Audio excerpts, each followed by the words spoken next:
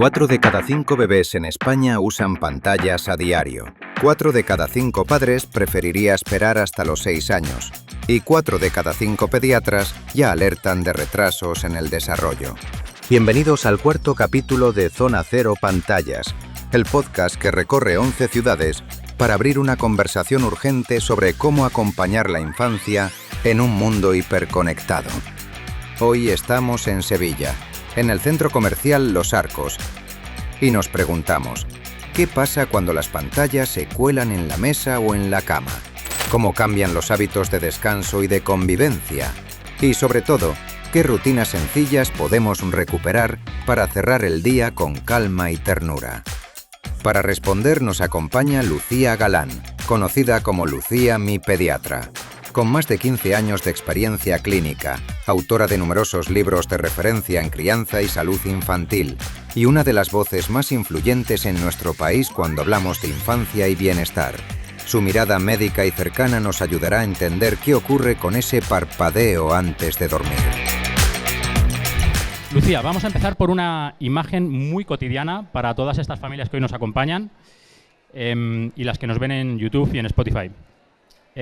La mesa y el dormitorio.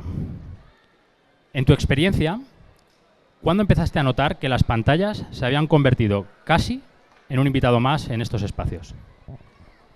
Pues lo cierto es que yo empecé a verlo casi en cualquier entorno en el que salíamos de casa. Me llamaba la atención cuando, no sé, organizabas un plan con tus hijos y te ibas a un restaurante chupi que a ellos les encantaba, ¿no? Que el planazo del fin de semana era irte a ese restaurante a comer, y cómo empezabas a ver cómo había niños ya con su móvil, con su tablet, con incluso el soporte de la tablet mientras el resto de la familia estaba comiendo. Y es algo que, bueno, que a mí ya me chocó desde el principio, ¿no? Porque yo he sido siempre fiel defensora de vivir el día a día y el pequeño momento y los pequeños placeres con nuestros niños, pues desde cortar la frutita del desayuno hasta, por supuesto, comer en un restaurante con tus niños y que sean capaces de elegir la carta, de probar el plato de su hermana o del papá, de darle las gracias al camarero. Y todo esto, pues obviamente se lo pierde el niño que está conectado a una pantalla mientras come. Pero luego pronto empecé a recibir en la consulta, hace ya más de 10 años, pues problemáticas tan comunes como es que si no le pongo el móvil, el niño no come y estamos muy agobiados y solamente come con el móvil, hablando de bebés incluso. Y entonces entramos ahí en un círculo muy malo, porque claro, las madres, los padres con ese agobio de que el niño no está comiendo, le ponen la pantalla. Cuanto más pantalla, el niño más adicto se vuelve a comer en ese contexto. Los niños necesitan aprender por experiencias y si están con una pantalla delante, todos sabemos que pierden pues la saciedad, pierden el gusto, no son conscientes de los alimentos que están comiendo, ni siquiera de la propia masticación. Nos pasa a nosotros, ¿no? Yo hay veces que estoy sola y me pongo el móvil para escuchar algo y de repente cuando me doy cuenta me he terminado el plato y digo, ostras, pero es que no sé ni cómo sabía, ¿no? Pues esto cuando se hace continuamente en los niños pequeñitos tiene un impacto muy importante en ellos. Y luego, como estos problemas iban increciendo, pues es que cada vez que le quito el móvil, el niño coge una rabieta muy fuerte, somos incapaces, entonces ya por no montar la rabieta le damos el móvil, como no come le damos el móvil, y entonces ese niño ya se vuelve muy dependiente del móvil en contextos en los que lo que necesita es justamente presencia de papá, de mamá, de los cuidadores principales, paciencia y conocimiento por parte de los padres que sepan el impacto que esto puede generar en ellos. Y en el sueño, pues casi a la par que en la alimentación. Mira, es que nosotros pues llegamos de trabajar, estamos cansados, le damos el móvil y se queda ahí tranquilito en el sofá viendo sus dibujos. O hemos descubierto que si le damos la tablet y se mete en su habitación, pues está tranquilito y ya no hay dramas para dormir. Claro, ¿qué ocurre? Sabemos que la luz incide directamente en el sistema visual de los niños y esa melatonina, que es la hormona del sueño, que es la que nos ayuda a dormir, si incide la luz sobre nuestros ojos, le manda la señal al cerebro de no es de noche, es de día porque hay mucha luz, y la melatonina la inhibe completamente y sube el cortisol, la hormona de estate despierto porque hay luz. Con lo cual se retrasa el inicio del sueño y con lo cual tenemos pues niños, adolescentes con un déficit crónico de sueño y con padres y madres que no saben cómo gestionar este momento porque los niños entran en furia en cuanto les quitamos las pantallas. Me ha encantado lo que has dicho, que no venimos aquí ni a señalar con el dedo ni a culpabilizar a nadie, porque el impacto de los móviles en los niños son cosas que sabemos ahora, pero hace 10 y 15 años no lo sabíamos. Y ojalá todo esto lo hubiésemos sabido hace 10 y 15 años, lo hubiésemos hecho de otra manera. Pero ahora sí podemos cambiarlo, ahora sí podemos cambiarlo. Pues muchas gracias.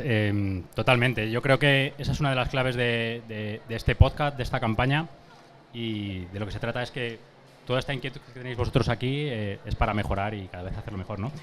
Hoy en día es casi normal ver una tablet en la cena o un móvil en la cama, pero a veces lo normal deja de ser tan inocente, ¿no? O sea, no porque sea lo normal quiere decir que no sea peligroso, ¿no? ¿Qué señales nos indicas que esa costumbre empieza a convertirse en un problema, Lucía? Pues mira, hay un estudio muy interesante que es muy reciente, que es del año pasado, que nos dice que solo en nuestro país el 84% de los niños, entre 1 y 3 años utilizan el móvil. El 84%, esto es tela. El 85% de los adolescentes lo utilizan en el momento de irse a la cama. Pero ¿qué señales nos pueden decir a nosotros como padres que hay algo que ya no está bien con nuestros hijos?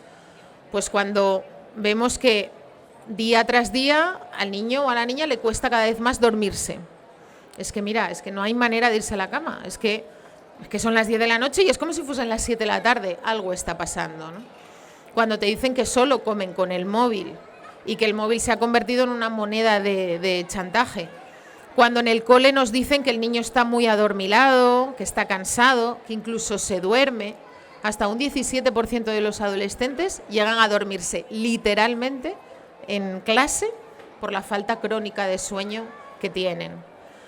Yo creo que hemos normalizado tanto el uso del móvil que también hemos normalizado que a los niños les cueste irse a la cama, estén cansados en el cole, tengan sueño, nos manipulen y utilicemos nosotros el móvil como moneda de cambio. Por eso es muy importante concienciarnos con respecto a esto.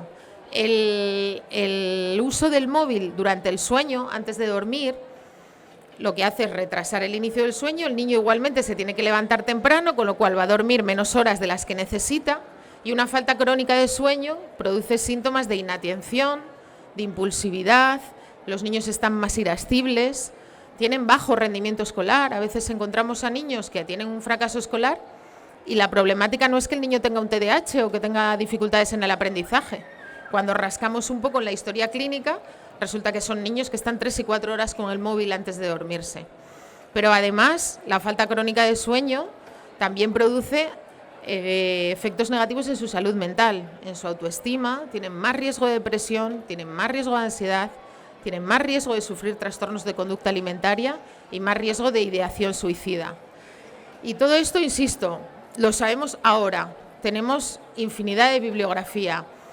Entonces, los que estamos aquí, por lo menos, tenemos que irnos a casa con la idea de que dependiendo de la edad que tengan nuestros hijos, podremos hacer un uso responsable del móvil, pero con unas pautas muy claras. Genial. Vamos a centrarnos hoy un poquito más en los niños ya más mayores. Vamos a hablar un poco de los adolescentes. Cuando hablamos de adolescentes, la relación con la pantalla cambia. Ahí hablamos de algo más, ¿no? Ya no solo es entretenimiento, sino que es parte de su vida social. ¿Qué consecuencias tiene ese uso intenso justo antes de dormir? Bueno, los adolescentes es un tema porque, claro, la adolescencia llega en un momento en el que los padres y las madres ya se han hecho todas las escuelas de padres, han ido a todas las reuniones del universo del colegio, se han leído ya todos los libros, están cansados ya, o sea, estamos ya cansados de criar. Y encima llega la noche y no te apetece pelear con tu chaval de 1,80 o con tu chiquilla que está en plena efervescencia, ¿no?, hormonal. Entonces ellos se meten en la habitación y, claro, como para quitarles el móvil, ¿no? Entonces, el 85% de nuestros adolescentes se duermen con el móvil y están mínimo 50 minutos. Esto es lo que sabemos con un estudio recogido de la Sociedad Española de Neurología Pediátrica. Y viene a traducir que los adolescentes, que además normalmente en muchos institutos adelantan la entrada al instituto, en lugar de entrar a las 9, entran a las 8, además en la adolescencia tienen esa necesidad de dormir un poco más, porque el adolescente necesita dormir entre 8 y 10 horas. Se está produciendo muchos cambios en su cerebro, algo que se llama poda neuronal, que es un concepto biológico maravilloso, y eso consume mucha energía. Por eso los adolescentes tienen mucho sueño, están cansados y te dicen, es que mi hijo es que ha nacido cansado. No, ha nacido cansado, no, está en plena metamorfosis, eso le consume mucha energía y los adolescentes tienen sueño. Pero si se levantan 1 hora antes porque entran en el instituto y además se acuestan una media de 2 horas más tarde por culpa de los móviles, pues tenemos un porcentaje elevadísimo de niños, de adolescentes, con una falta crónica de sueño. Hay estudios interesantísimos en los que se comprueba cómo quitándoles los móviles para dormir y retrasando el inicio del instituto en lugar de las 8 a las 9 y poniendo las primeras horas del día en el instituto asignaturas que no sean muy exigentes desde el punto de vista intelectual, que no sea mates, que no sea física, sino que sea, por ejemplo, educación física, que les activa, mejora el rendimiento escolar a nivel general en las aulas. Y esto se debe en base en parte a este déficit crónico que tienen de sueño. El otro día se lo explicaba yo a mi hija con un ejemplo que es que me lo puso, perdonadme la expresión, pero me lo puso a huevo. Estaba en casa, última hora de la noche, por supuesto, terminando de hacer una tarea que ya tenía que haber hecho y tenía que grabar un vídeo en inglés, una presentación. Y se estaba trabando todo el rato. Se lo sabía perfectamente, pero se trababa. Y le dije, bueno, cariño, se acabó. Ala, acuéstate y mañana vas con lo que tienes. Que no, mamá, que no me lo sé, que me trabo todo el rato, que no soy capaz. Mira, ves, he hecho 50 vídeos, me trabo en todos. Cariño, acuéstate. Total. Se levanta por la mañana y se levantó media hora antes. Y en el desayuno me dice, no te lo vas a creer, mamá. Es que hice el vídeo a la primera, no me trabé ni una sola vez. Y le dije, pues mira, te voy a explicar lo que pasa durante el sueño en tu cerebro. Nosotros cuando dormimos hay 2 fases fundamentalmente en el sueño, que es el sueño REM y el sueño no REM. Vale, pues en el sueño no REM, es como lo explico en uno de los cuentos, es como si dijésemos que pasa el camión de la basura. Durante el sueño no REM se hace una limpieza en nuestro cerebro de toda aquella información que hemos acumulado durante el día y que no necesitamos, pero que hace falta limpiarla. Igual que los riñones limpian nuestra sangre y los desechos salen a través de la orina, o nuestro intestino absorbe los nutrientes que necesitamos y el resto sale en forma de heces, pues nuestro cerebro también tiene su basurero particular y es el sueño no REM. El sueño REM, que viene de Rapid Eye Movement, que es cuando estamos dormidos pero el ojo se mueve muy rápido, ahí es cuando se afianzan los conocimientos, la memoria. Ahí es cuando se hace ese anclaje de lo que hemos aprendido durante el día o lo que hemos vivido, lo que hemos sentido, se ancla ahí en el hipocampo, en una estructura del cerebro y se fija en la memoria. Vale, si no dormimos poco o tenemos un sueño muy fragmentado, ¿qué pasa? ¿Qué nos pasa cuando no dormimos? Tenemos neblina mental, ruido mental, vamos lentamente, no pasó el camión de la basura, ¿vale? No hemos tenido un sueño no REM reparador, pero es que además se nos olvidan las cosas. ¿Cómo puede ser que se me olviden? Bien, pues mi hija esa noche durmió como un tronco. Y entonces, a la mañana siguiente, ¿qué ocurrió? Pues que dijo su presentación a la primera, porque ya lo había memorizado las veces suficientes, deshizo todo ese ruido que estaba ahí atascada y lo dijo sin problemas. Entonces, imaginaros esto una noche tras otra, en la vida de un adolescente, que es tan importante el descanso, porque es una de las etapas donde toman las decisiones, os diría que trascendentales de su vida, y donde van a marcar probablemente el futuro de su ya muy próxima vida adulta, ¿no? Así que, regla de oro, los móviles en la habitación de nuestros adolescentes no pueden estar. Besito de buenas noches, un pis a la cama y dame el móvil, cariño, que hasta mañana no lo tienes de vuelta. Tomamos nota. Bueno, pues vamos a seguir con los adolescentes, pero esta vez en la mesa. En muchas casas la cena puede convertirse en un momento de móviles en la mano en lugar de conversación. Seguro que muchos lo vivís en casa. ¿Qué efectos tiene esto en la comunicación y en la relación familiar? Bueno, pues de esto también tenemos estudios, incluso en pequeñitos. Se ha visto que las familias que utilizan el móvil mientras están cenando, están comiendo, los niños pequeños tienen una pobre riqueza del lenguaje y adquieren las estructuras lingüísticas de una manera más tardía y menos habilidosa que los niños que comparten mesa con sus papás o con sus hermanos sin pantallas por en medio. Cuando yo era pequeña no había móviles, pero mi padre, lo tenía súper claro con la tele. La tele se apaga mientras estamos comiendo, ¿no? El teléfono se descuelga mientras estamos comiendo.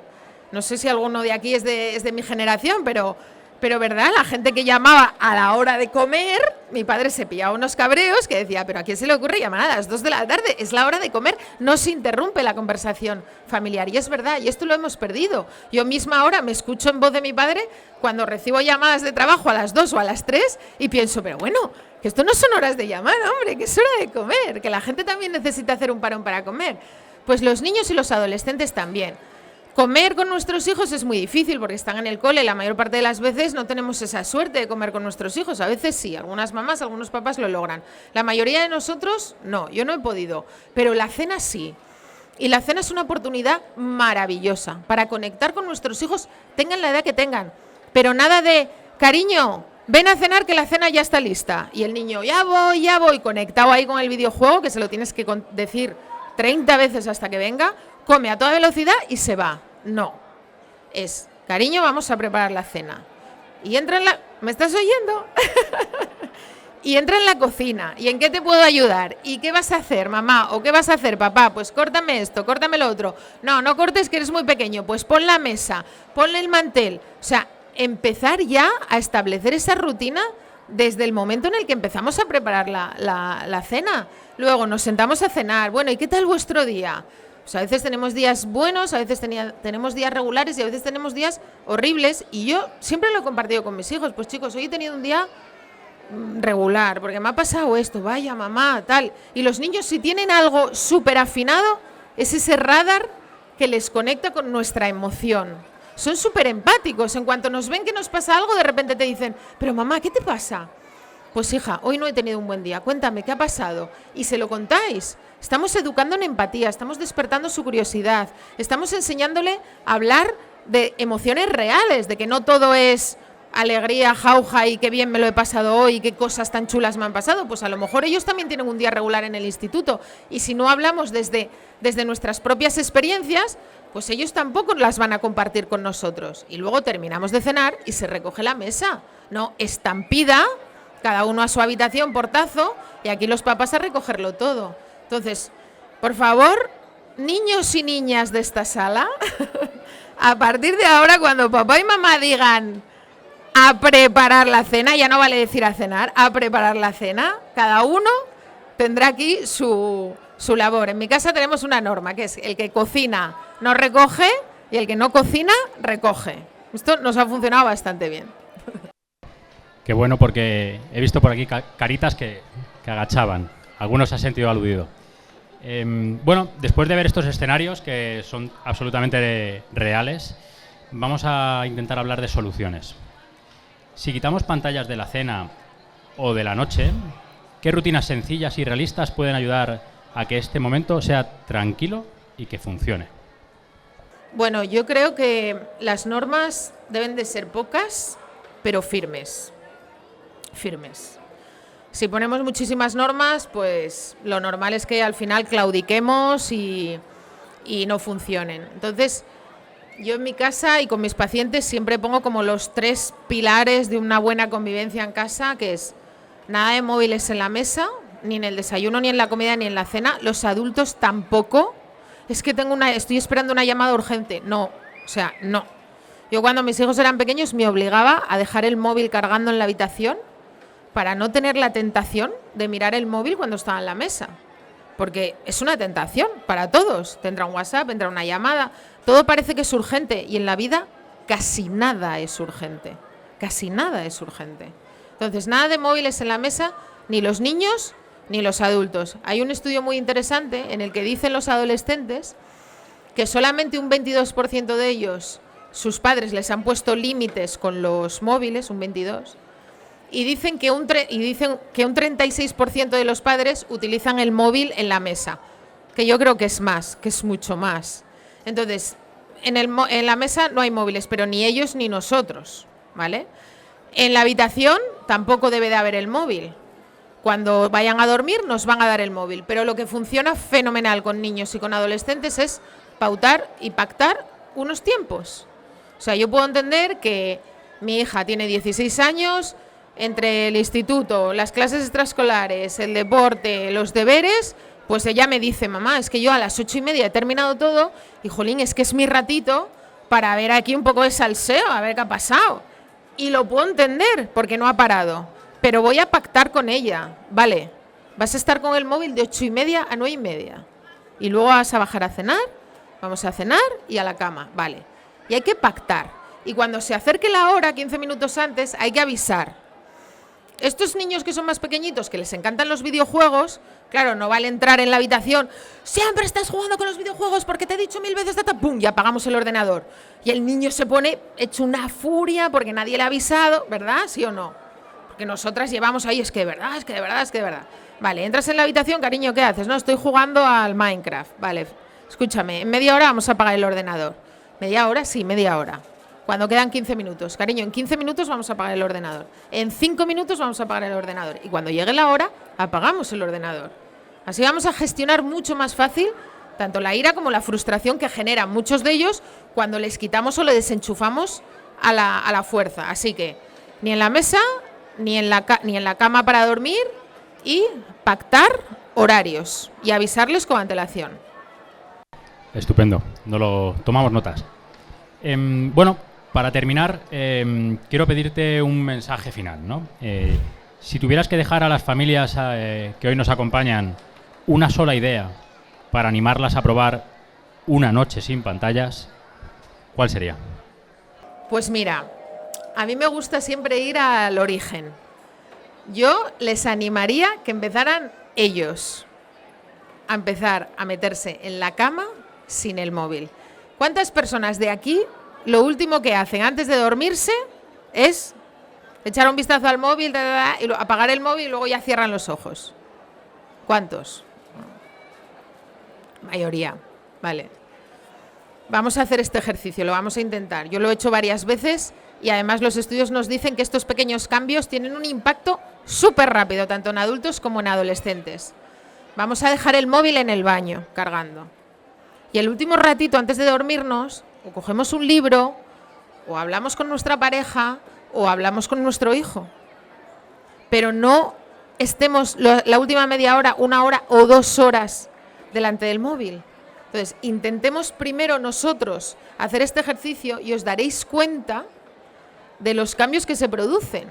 Los estudios nos dicen que en menos de un mes haciendo esto, mejora la calidad del sueño, dormimos mejor, más tiempo, más profundamente, mejora nuestra memoria y nuestro rendimiento y mejora nuestro estado de ánimo. Estamos más contentas y más tranquilas. ¿Quién no quiere esto? ¿Cuántas veces habéis cogido el móvil por la noche y me he pedido unos cabreos? Digo, ¿pero qué hago yo viendo esto a estas horas? Es que mi chico me dice, ¿pero qué te pasa? Y digo, ¿pero es que tú has visto esto? Y digo, pero ¿cómo puede ser? O sea, 11:30 de la noche yo viendo esto, que de verdad que me da igual. O sea, que lo puedo escuchar en las noticias al día siguiente a las 3 de la tarde, pero no es momento a las 11:30. Prefiero hablar de otras cosas mucho más bonitas y mucho más tranquilas, porque eso luego me lo voy a llevar al cerebro cuando me duerma. Así que empecemos por nosotros y cuando vivamos de verdad esos efectos tan beneficiosos en nuestra salud, ya veréis cómo lo vais a implementar en vuestros hijos. Y por último, deciros que la mejor aplicación para vuestros hijos, ya sabéis cuál es, ¿no? Vosotros. Después de escuchar a Lucía, abrimos ahora el espacio de conversación colectiva. Porque comprender cómo las pantallas interfieren en el sueño, la alimentación y el desarrollo de los niños no es solo cuestión de pediatría. También tiene que ver con la psicología, con la enfermería y con el compromiso de las instituciones. En esta mesa redonda contamos con 3 miradas complementarias. Blanca Gastalver Molina, delegada de Educación, Juventud y Edificios Municipales del Distrito Sur del Ayuntamiento de Sevilla.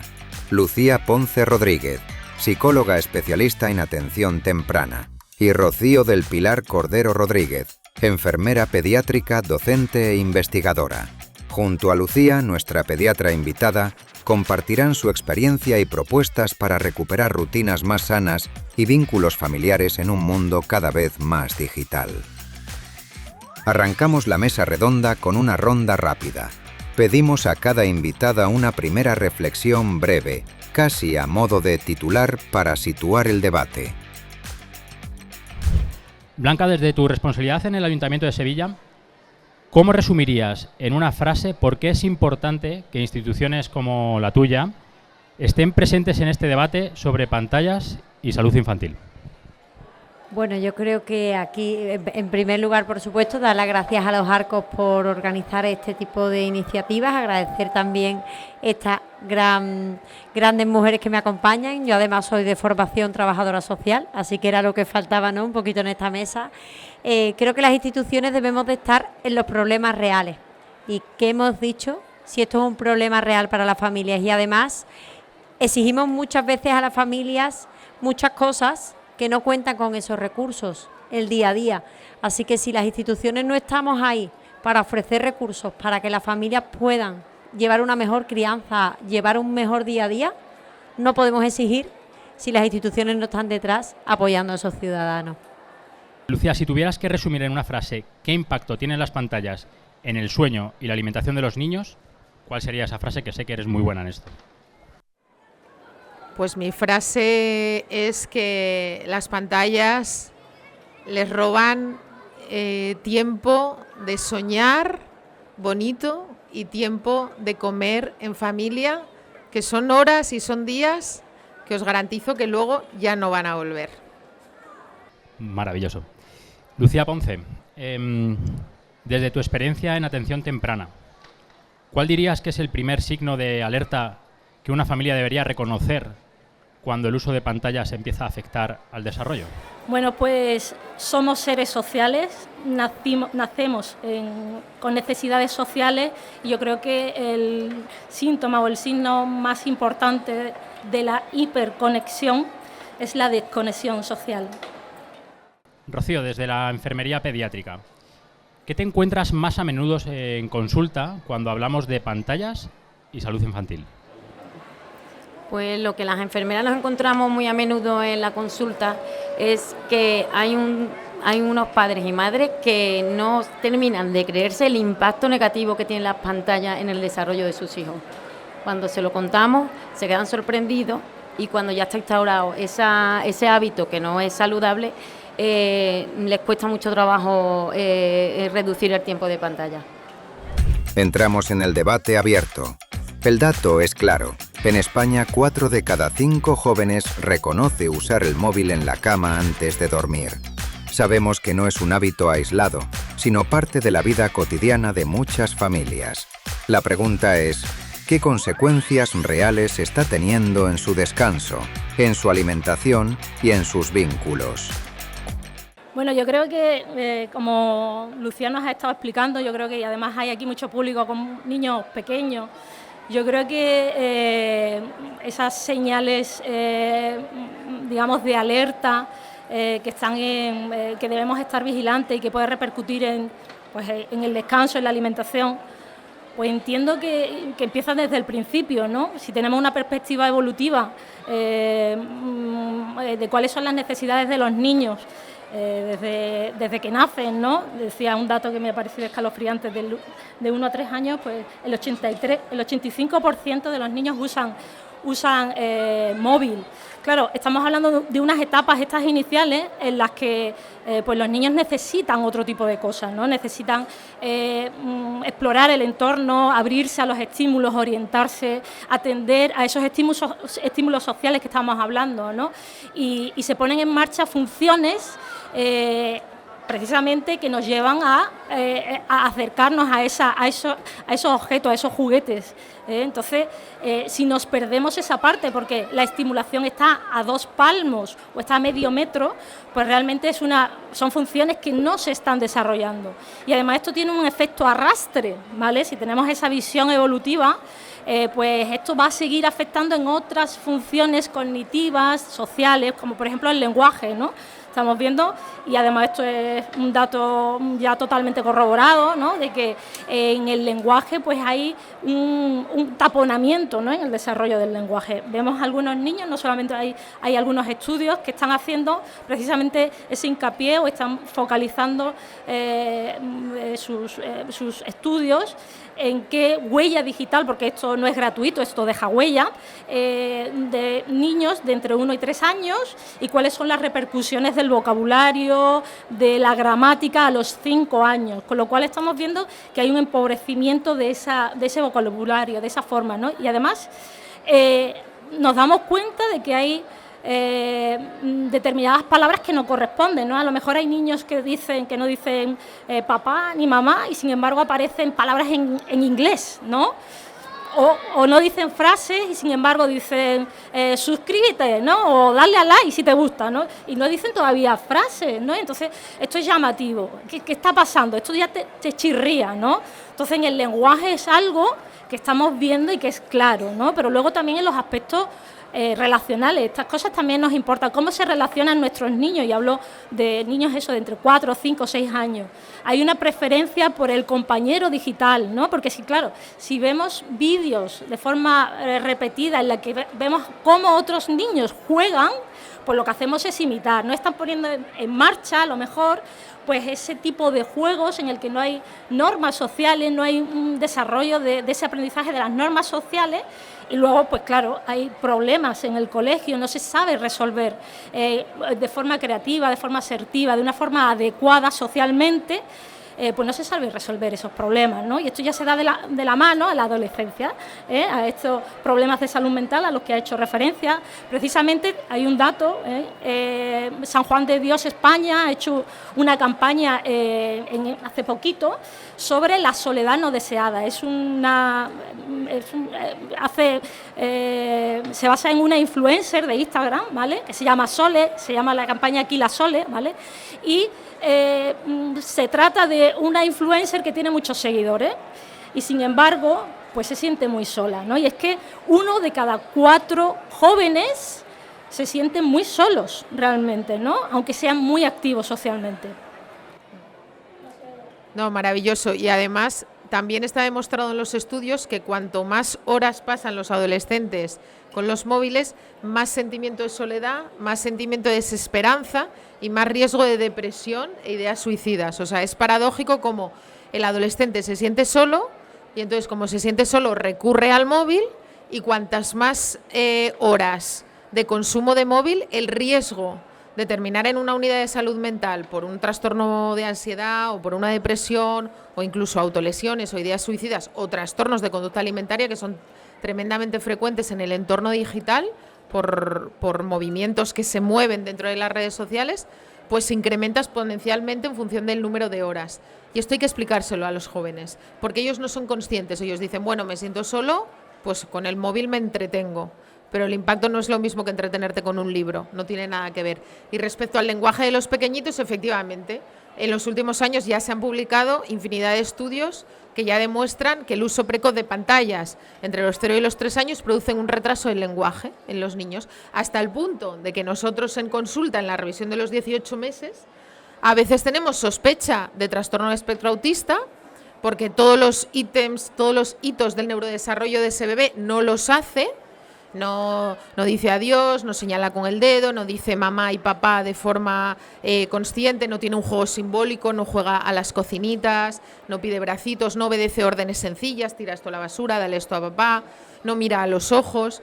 Bueno, pues todo esto que deben hacer los niños a los 18 meses no lo hacen, y entonces a nosotros nos saltan las alertas de que a lo mejor estamos frente a un trastorno de espectro autista. Y ahora ya, antes de derivarlos directamente a nuestras compañeras de salud mental, decimos, ¿el niño ve pantallas? Bueno, es que es que por las mañanas está con su abuelita y como está mayor y eso, pues es que es verdad que está toda la mañana con la pantalla y luego por la tarde pues es que estamos muy ocupados y entonces le ponemos la tablet. Le quitas las pantallas a ese bebé durante 3 meses y cuando los vuelves a ver en consulta con 21 meses es otro niño.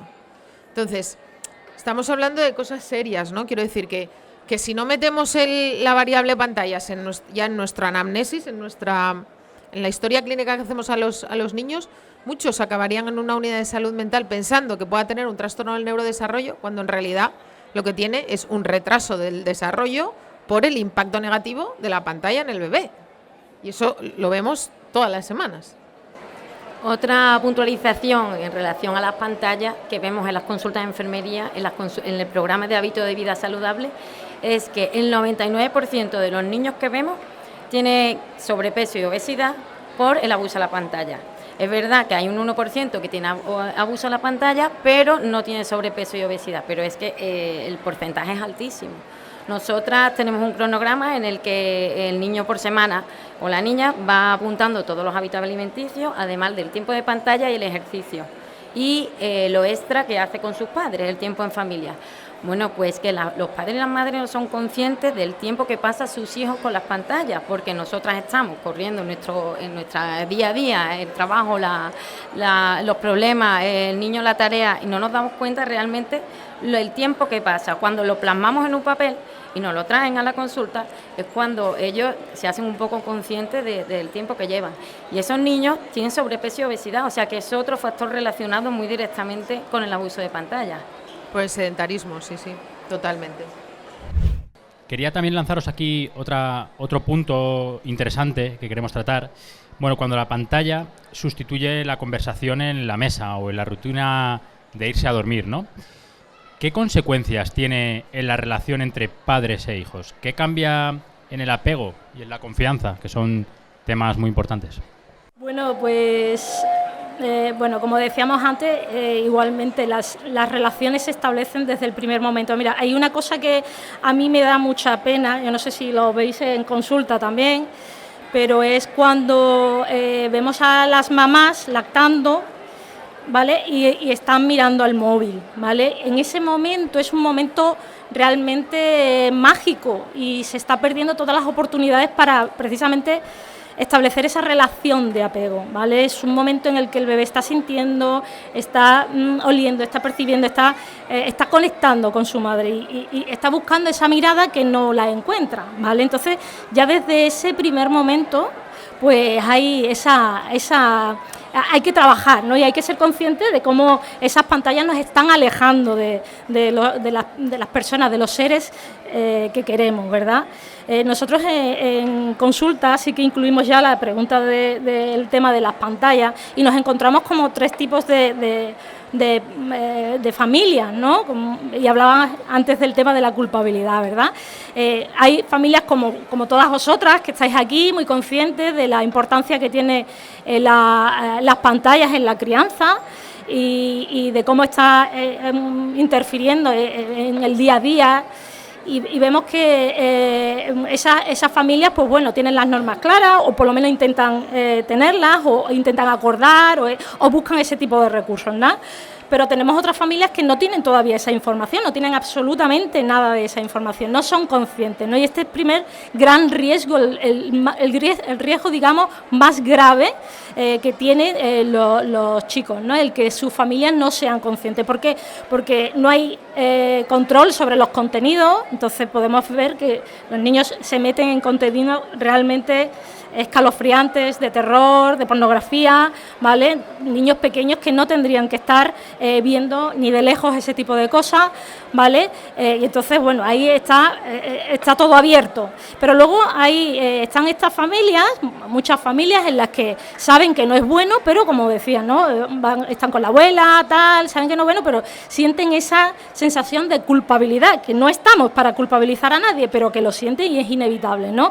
Hay un estudio en Estados Unidos también muy reciente de este mismo año en el que habla que precisamente esa sensación de culpa es la que influye en las relaciones que mantenemos con nuestros hijos, ¿vale? Que influye en el malestar o en la insatisfacción, ¿no? Esa sensación de culpabilidad de que le estamos dejando hacer cosas que no deberíamos, ¿vale? Claro, la culpa hay que manejarla de alguna forma, ¿no? O no podemos tirar la toalla o podemos intentar pues pasar a la acción, ¿no? Intentar hacer cosas que yo creo que podemos, ¿no? Tiene que ser un motor de cambio para que progresivamente, y esto no es de hoy para mañana, sino de ir practicando y poniendo en marcha muchas de estas pautas que estamos hablando, pues ir progresivamente incorporándonos, ¿no? Tanto en la alimentación como a la hora de dormir, como en todos los momentos del día, ¿no? Yo creo que esto es muy importante, esto que has dicho, cómo los pequeños cambios realmente impactan y cómo además nos tenemos que adaptar también a las características de cada niño, ¿no? Yo, por ejemplo, mis hijos, pues mi hijo mayor le encantaba, antes de que él aprendiera a leer, le encantaba que yo le leyera. Le gustaba muchísimo, era como nuestro momento y además no quería que estuviera su hermana, era como nuestro momento de que yo le leía y además yo ponía voces de los personajes y esto lo recuerda a él maravilloso. Y luego cuando él empezó a leer, a él le gustaba leer conmigo, leía él y cuando ya se cansaba, pues me decía, venga, sigue tú, y yo terminaba el capítulo, ¿no? Y me parece que eso es un recuerdo tan valioso y tan bonito. Yo ahora que lo veo a él ya grande en la universidad y digo, es que menos mal que tuve esta lucidez de hacerlo así, porque es que es de lo más valioso que me llevo yo en esta vida, ¿no? Pero mi hija, por ejemplo, cuando yo iba, venga, vamos a leer el cuento, ella siempre decía, no, leer no, que es aburrido, mamá, no quiero que me leas. Siempre me decía, vamos a hablar, todo el rato. Bueno, pues ella durante un tiempo leer le parecía aburrido y tampoco nos vamos a obcecar con, no, es que mi hija tiene que ser la más intelectual del mundo y si no le gusta que le lea cuentos con 5 años va a ser un desastre de mujer. Pues no. Pues mi chiquilla era tremendamente creativa y entonces ella quería que le contara historias y ella me contaba cuentos y cosas que le habían pasado y ella lo que quería era verbalizar y quería hablar, algo que también es maravilloso, pero maravilloso. Entonces, con ella inventé un juego que luego incluíamos a su hermano, aunque el hermano refunfuñaba, pero yo le decía, venga, Carlos, échame una mano que aquí tenemos que ser 3, que eran las historias inventadas. Entonces yo empezaba una historia, érase una vez una niña que iba caminando por el parque y de repente empezó a llover, pero granizos de punta. Y entonces seguía ella. Y entonces apareció por ahí un dragón volando, tal. Y mi hijo, que es súper terrenal, claro, entraba ahí en cortocircuito porque lo del dragón volando como que no lo veía eso muy real. No, y entonces la niña salió corriendo a su casa para avisar a su mamá. Y entonces cada uno íbamos inventando un trocito de historia. Y cuando yo ahora que son mayores y muchas veces les digo, ¿qué recordáis de...? Yo soy un poco pesada en eso, pero cuando nos vamos de viaje o cuando estamos en la cama y yo estoy hablando con mi hijo de algo, le digo, oye, ¿tú qué te acuerdas de cuando eras pequeñito y el momento este de la cama tal? Y entonces me recuerdan esto, ahora, 10 años después, 12 años después. Entonces, el impacto es real y es precioso. Y yo tengo 47 años, mi padre tiene ya 75 y yo recuerdo como mi padre llegaba todas las noches tardísimo de trabajar, se iba de casa a las 6 de la mañana y llegaba a la cena, y cómo era él quien me contaba el cuento. Y siempre me contaba el mismo, que era Caperucita Roja, pero cada día cambiaba un detalle. Un día llevaba manzanas en la cesta, otro día Caperucita llevaba un lazo azul, y yo tenía que encontrar la diferencia del cuento anterior. Qué bonito, qué visionario mi padre, ¿eh? Y yo esto me lo llevo en mi mochila. ¡Qué bonito! Entonces, no le privéis de estos recuerdos a vuestros hijos, porque cuando sean mayores y estén por ahí por el mundo solos y abran su mochila de recuerdos, vais a estar ahí, haciendo el mono, leyendo cuentos, inventando historias, jugando al veo-veo. Eso es lo que nos llevamos todos. No se lo quitéis. ¿Qué soluciones o qué programas municipales o escolares se pueden aportar para ayudar a las familias en estos cambios? Bueno, aprovechando lo que habéis comentado ahora mismito, yo creo que es muy importante, como has dicho, el tiempo de calidad, ¿no? Muchas veces no podemos dedicar a los hijos todo el tiempo que nos gustaría, pero sí esos pequeños momentos de calidad que al final son los pequeños recuerdos, porque es verdad que vivimos en una sociedad acelerada, donde todos trabajamos, y así que normalmente ya trabaja la mujer y el hombre, es lo cotidiano, y ese tiempo de calidad. Pues desde el ayuntamiento es verdad que nos tomamos muy en serio el tema de la desconexión digital, porque como habéis comentado, no solo la evolución de los niños, sino que ha cambiado tanto la sociedad que un niño, o sea, nosotros hacemos una serie de programas de desconexión digital con juegos populares, y yo cuando llegué aquí, la pregunta que me hizo un niño de ¿cuánto hay que sacar para salir al parchís? O sea, no sabía ni que había que sacar 5. Y yo decía, tenemos un problema. O sea, tenemos un problema si a día de hoy un niño, cualquier niño de un colegio, no sabe ni jugar al parchís. Es decir, yo creo que estamos, y muy bien, ese tiempo de calidad, pero creo que también debemos de intentar buscarle otras alternativas de ocio, porque no podemos exigirle que deje el teléfono, que deje, si al final no le buscamos otras alternativas de ocio, como hemos tenido todos, jugar a la ¿quién no ha jugado a la comba? Jugar a la comba, jugar en un parque, o sea, otro tipo, o jugar a las cartas con tus primos, con tus vecinos, otras alternativas de ocio que sí teníamos cuando no teníamos esas pantallas. Al final no podemos exigirle a los niños, bueno, deja la pantalla, bueno, entonces ¿qué hago? Yo me aburro. O sea, creo que también es importante es darle a conocer cosas tan básicas como un parchís, como es un ajedrez, como jugar las cartas. No solo obligarle y decirle, pues deja el móvil, deja la tele. O sea, creo que también nos tenemos que sentar con ellos, ¿no? Sentar con ellos a jugar parchís, sentar con ellos a jugar las cartas, que parece una cosa tan básica, pero no. Al final ese tipo de alternativa. Y eso sí lo estamos impulsando desde el ayuntamiento. Hemos puesto en marcha una iniciativa que es una de las que yo personalmente ha sido una de mis obsesiones, que se llama Vive tu Cole.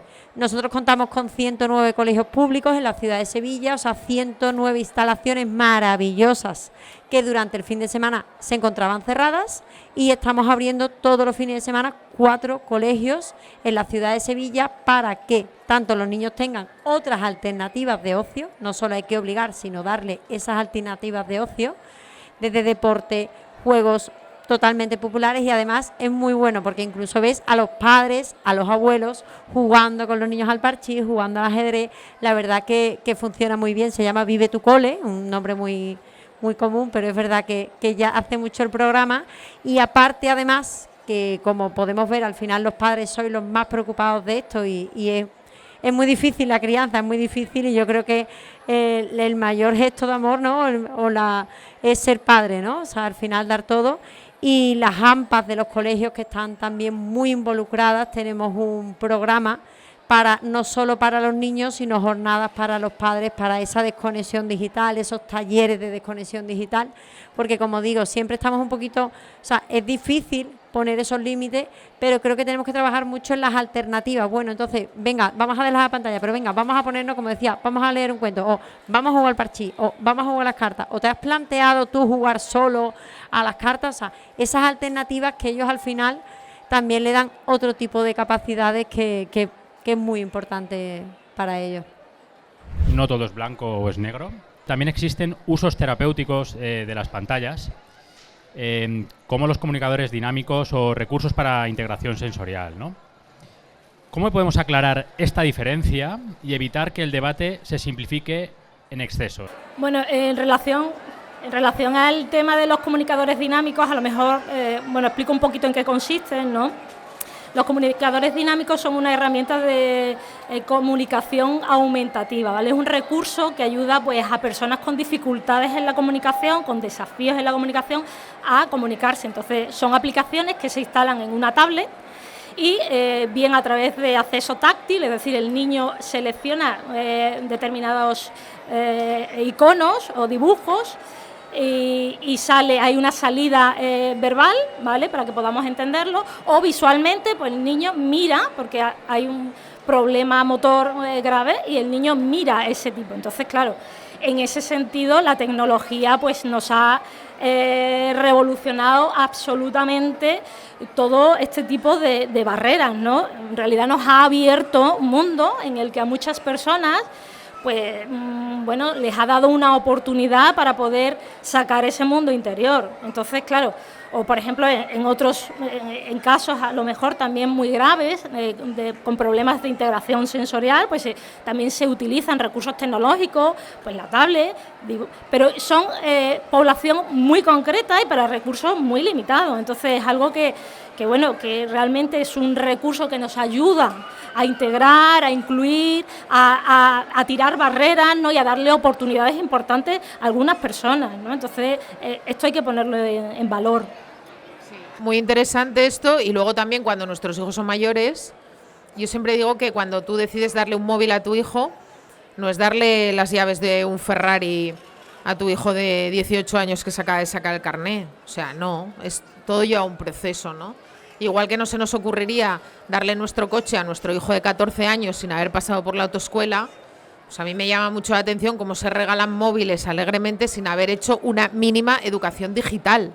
O sea, nos esforzamos muchísimo en aprender de alimentación infantil, de nutrición, de cómo poner límites a nuestros hijos, de cómo gestionar las rabietas, nos lo sabemos todo, de infancia, de cuidados, de pediatría, porque nos interesa y porque nos va la vida de nuestros hijos en ello. Y sin embargo, llegan los 12, los 13, los 14 y se da un móvil sin haberles explicado a nuestros hijos la diferencia entre tener un móvil y tener redes sociales. Por ejemplo, puedes tener un móvil pero puedes no tener acceso a redes sociales, o pueden no tener acceso a wifi, o qué es un control parental, explicarles los riesgos que hay en las redes sociales, cuando salen noticias en televisión, aprovechar, sumarnos ahí, decir, oye, mirad lo que ha pasado, pues lo de las fotografías de las niñas de este instituto que con inteligencia artificial las modificaron y las convirtieron en imágenes pornográficas. Esto es real y está pasando, y nuestros hijos de 12 y 13 años esto lo saben.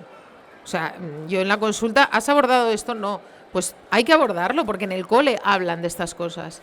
Entonces, es importante explicarles los riesgos que tiene un móvil y luego al mismo tiempo los beneficios tan inmensos que tiene la tecnología. Quiero decir que la tecnología nos ha abierto el mundo, o sea, hemos avanzado y hemos crecido exponencialmente en las últimas 2 décadas. Yo antes, para revisarme un tema en concreto, tenía que ir al hospital, a la biblioteca del hospital, cruzar los dedos para que la revista científica estuviese disponible y no la hubiese cogido nadie, leerme el artículo, pedir por favor que me dejaran fotocopiarla para poder llevarme el artículo a casa porque estaba en inglés, traducirlo, entenderlo, solo un artículo.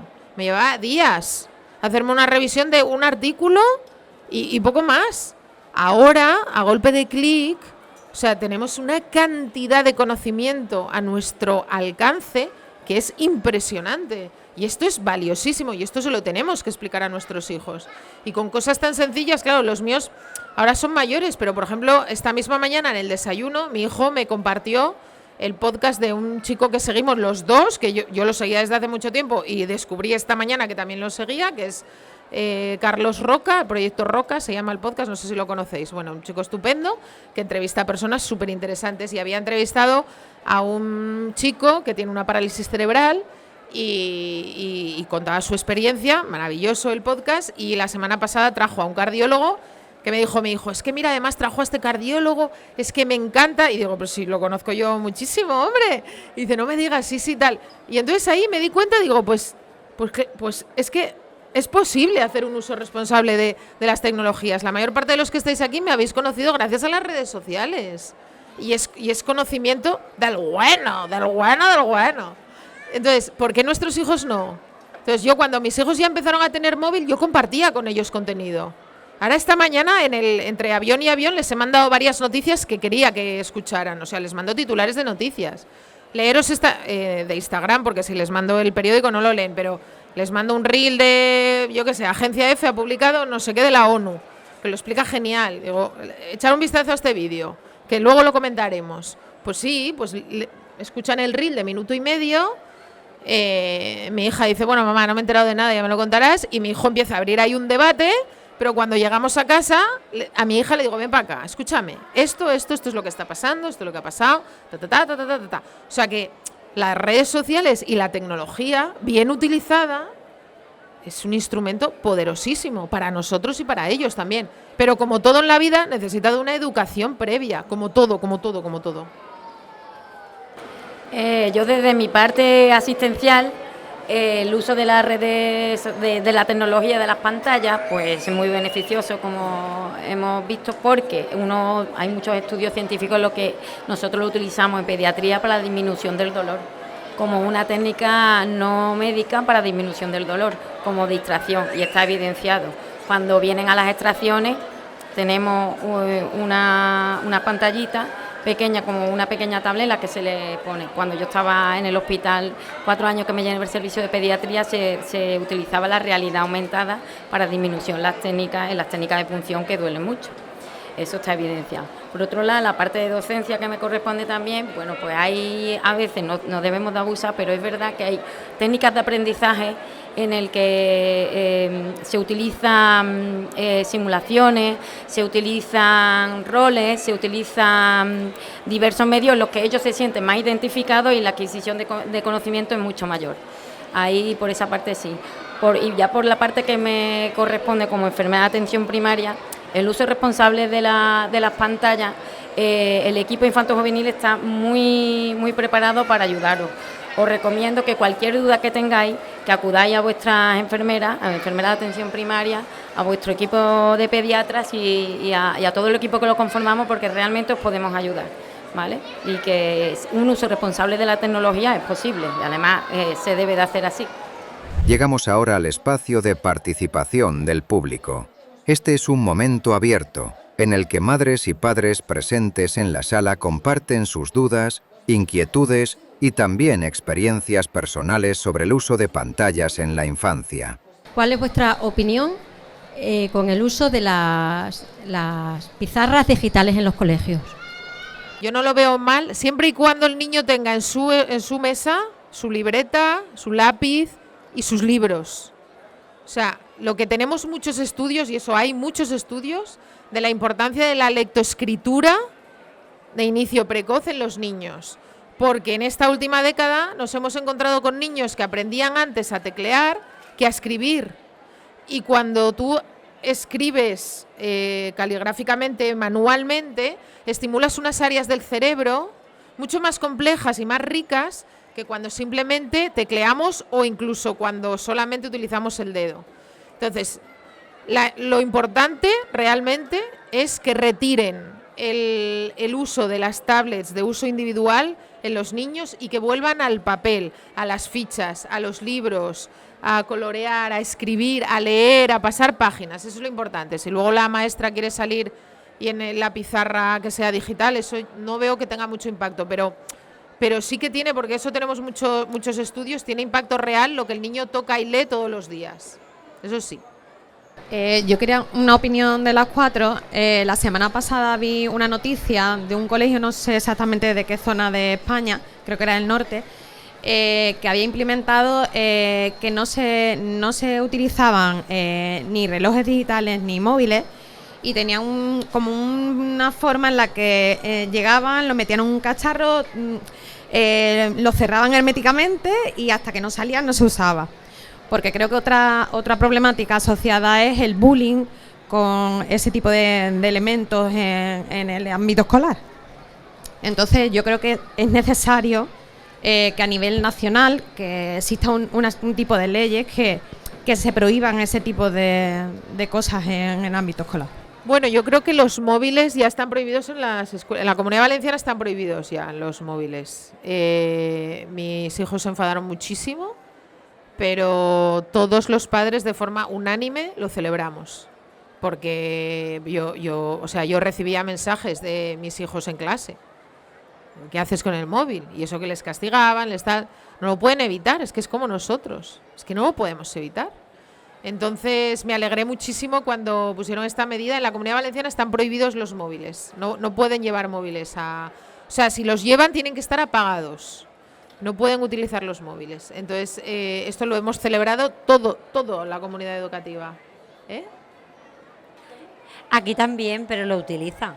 Yo recuerdo que de pequeña tenía un móvil falso que se lo daba al profesor cuando decía ¿dónde está el móvil? O sea, yo lo tenía y lo teníamos todos.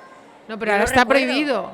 Bueno, yo soy una chica de ley. Yo si está prohibido, está prohibido. A mí Deduzco que van a medida cumplir la ley. O sea, la ley existe, o sea, que yo recuerdo eso cuando era... O sea, en el cole de mis hijos, si les pillan Teníamos con el el de móvil, verdad y el de mentira. en el cole de mis hijos, si les pillan con el móvil, se lo quitan. Estos están autorizados a quitarle y tienen que ir los padres a recoger el móvil. Que yo ya he ido 2 veces. Sí, pero que tenían... En mi colegio teníamos el de verdad y el de mentira. Teníamos el que le da... Pero es verdad que esa medida que ha puesto el colegio, eso sí que lo veo 100% Me parece productivo. genial. Me parece y sí genial. es efectivo, porque el niño, para entrar en el colegio, tiene que totalmente hermetizar su teléfono móvil y lo veo súper efectivo. Porque como te digo, teníamos el de verdad y el de mentira. O sea, que eso desgraciadamente, ¿sabes? En un instituto pasa. Aunque esté prohibido, en un instituto pasa. Al final lo esconden, tal. Pero también hay es complicado. Yo también opino que hay que hacer responsable a los adolescentes de no el uso del móvil. En el colegio de mis hijos está prohibido, como en toda Andalucía, y en el momento, además se lo dicen claro, en el momento que veamos con el móvil, va a portería y tenemos que ir los padres. Yo ya he dicho, en el momento que te lo diga, no voy a por el móvil, se va a quedar allí toda la semana. El único que tiene móvil es mi hijo de 15 años, el de que va a cumplir 12, que va a entrar en primero de eso, no lo tiene todavía. Se va a llevar un año tranquilo. Pero con esa consecuencia, los niños se tienen que hacer responsables de no usar móvil, vamos, y los profesores son estrictos en eso. Sí, yo creo que la educación digital de la que hemos estado hablando es básica para esto, ¿no? Para evitar esa trampa de los adolescentes, ¿no? De tener uno de mentira y otro de verdad con que entregar, ¿no? Parte de esa responsabilidad, de ese ser consciente de que es un tiempo en el que tienen que estar a lo que tienen que estar, ¿no? Porque las notificaciones continuamente, el revisar continuamente la pantalla, eso interrumpe totalmente la concentración y solamente el saber que está ahí el teléfono te está interrumpiendo. Y en el recreo, o sea, el problema era sobre todo en los recreos. Dejaban de jugar, o sea, los adolescentes estaban sentados en los bancos, o sea, había peleas salían corriendo para tener sitio en el banco, porque se sentaban en el banco todos así. Entonces, o sea, que es un patio del colegio donde no hay balonazos. Tiene que haber balonazos. Ni combas. La enfermera escolar cruzada de brazos, eso no puede ser. Pues yo lo celebré muchísimo. Buenas tardes. Esta pregunta va dirigida a Lucía, que me consta que sabe ponerle ay, me he puesto nerviosa. Establecer límites con el uso de las pantallas a sus hijos adolescentes. Yo tengo una hija adolescente que está por aquí y mi principal problema con ella, con el colegio, es que los profesores en las reuniones nos dicen que por favor los móviles fuera de la habitación mientras estudian, todo eso perfecto, pero le mandan las tareas por Classroom. Tienen que mirar qué actividades tienen que hacer de matemáticas que están colgadas en Classroom. Entonces mi lucha diaria con ella es, deja el móvil, no puede ser, pero es que mientras está viendo Classroom y mientras está, le llega la notificación de una amiga, le llega el WhatsApp, le llega, o me voy al TikTok. Entonces, ¿cómo lo gestionarías tú, Lucía? O si te ha llegado el caso y tienes que gestionarlo. Sí, yo estoy en la misma situación porque mis hijos utilizan también una plataforma del colegio que es todo en el ordenador. Y además utilizan ChatGPT para buscar muchísima información y entonces están conectados al ordenador viendo, les mandan las presentaciones, tal, son muy ágiles al ordenador, eso es verdad, pero luego están a la par con el móvil buscando información, tal. Pues a ver, yo al principio supervisaba. Luego, yo llego a un pacto con ellos. Si hay buen rendimiento escolar, si hay buenas notas, yo deduzco que tú te gestionas bien. Que si eres capaz de presentar los trabajos y de sacar buenas notas en los exámenes, pues aunque de vez en cuando entres en TikTok o tal, es evidente que eso no te está influyendo. Ahora, momentos en los que yo he visto que están más despistados o a lo mejor baja el rendimiento, o incluso yo veo que están especialmente enganchados con el móvil, pues porque todos pasan fases que les ocurre, pues entonces ahí sí que me pongo un poco madre policía, que es súper desagradable, pero es que hay que hacerlo porque si no, ellos no se dan cuenta. Entonces entro, salgo, y al final le digo, bueno, a ver, ya has sacado toda la información de lo que tienes que hacer, ¿no? Sí, ya no necesitas el móvil, ya lo tienes todo, ahora solo tienes que redactarlo y hacer la presentación. Sí, pues hala, dame el móvil. Y hay veces Esto el año pasado, que tuvimos ahí bastantes rifirrafes, que ella misma venía a mi despacho y me decía, toma mamá, porque si no, no me voy a poder contener. O sea, que ella misma era consciente de lo que le robaba el móvil, del ladrón de tiempo que es el móvil, que nos pasa a todos. O sea, a mí me pasa mucho también. El día que esté un poco desconcentrada, como tenga el móvil aquí, no soy capaz de terminar las cosas bien. Y yo cojo y lo llevo a la habitación, lo dejo ahí enchufado y sigo trabajando. Entonces, creo que, o sea, con nuestros hijos adolescentes tenemos que volver al control. Es verdad que venimos de una fase entre los 6 y los 10 años, que es una fase maravillosa, que yo la llamo luna de miel, porque los niños no dan problemas, son súper facilongos, son súper adorables, están todo el día ahí debajo del ala de papá y mamá, y de repente te llega la adolescencia y claro, eso es, o sea, es que aparte llega, te sacude en todos los aspectos. Y ahí tenemos que volver a ser otra vez la mamá del no, cuando tenían 2 años, de no, es que estoy todo el rato con el no en la boca. Pues en la adolescencia temprana, cuando empiezan, que desde mi punto de vista es la que más riesgos asumen y la más complicada, de esos 12, 14, sobre todo en las niñas 13, 14 es el boom, ahí hay mucho control hasta que yo le decía a mi hija, cuando yo pueda confiar en ti, dejaré de controlarte, demuéstrame que puedo confiar en ti. Y tenía conversaciones de ella de adulta, pero así con todo, o sea, las veces que ella ha traspasado los límites, cariño, has traspasado el límite, pues esta va a ser la consecuencia. Pero mamá, esta es la consecuencia, ¿lo sabes? Cuando pueda volver a confiar en ti, te quitaré este límite. Ahora ya no tiene límite de hora de llegada a casa, por ejemplo, porque ella ya se regula, se controla muy bien, ya no me da sustos y es responsable. Ya tiene 16, va a hacer 17, ya hemos pasado lo peor. Pero al principio, acción-reacción, traspasas el límite, consecuencia. Y pico pala, es cansino, pero es que hay que hacerlo, porque si no... Estamos llegando al final de este episodio de Zona Cero Pantallas.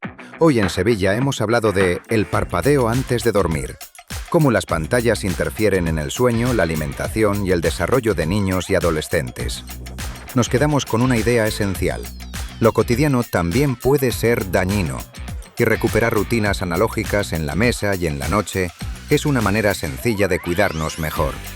Queremos agradecer la participación de Lucía Galán, Lucía, mi pediatra, por liderar este capítulo con su rigor y cercanía. A Blanca Gastalver Molina, por mostrar con su presencia el compromiso de las instituciones en este debate. Y a Lucía Ponce Rodríguez y Rocío del Pilar Cordero Rodríguez, por sumar con su experiencia desde la psicología y la enfermería. Recordad que cada minuto que hemos compartido hoy también suma en nuestro contador colectivo de Minutos Cero Pantallas. Y esto no termina aquí. La próxima parada de nuestro road trip será en Loures, en el centro comercial Loure Shopping, donde junto a Hugo Rodríguez hablaremos de un rato sí, un rato no, cómo promover un uso progresivo y responsable de las pantallas según la edad, evitando los extremos y adaptando los criterios familiares. Podéis seguir este podcast en Spotify y YouTube y encontrar toda la información actualizada en nuestra web, zonaceropantallas.com. Gracias por vuestra atención, por vuestra participación y por ser parte de este movimiento colectivo. Hasta la próxima.